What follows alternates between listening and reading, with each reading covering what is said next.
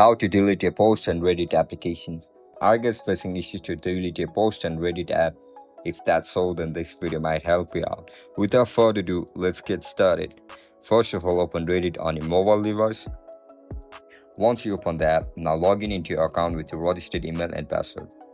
After you get logged in, now look at the top right corner of your screen where you can see a profile icon. Tap on it.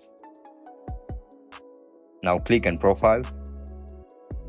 After you click on profile, you can see a post. Select the post that you want to delete. Once you go over the post, look at the top right corner of your screen where you can see the three dot icon. Tap on it. You will be provided with multiple options. Just tap on the last option, delete post, and click on delete. As soon as you click on delete, your post will instantly be deleted from your profile. And that's it, guys. That's how we're gonna delete posts on Reddit application. If you guys have any issues regarding Reddit, make sure to comment down below so that I can help you out. If you guys found this video helpful, don't forget to like, share and subscribe to our channel.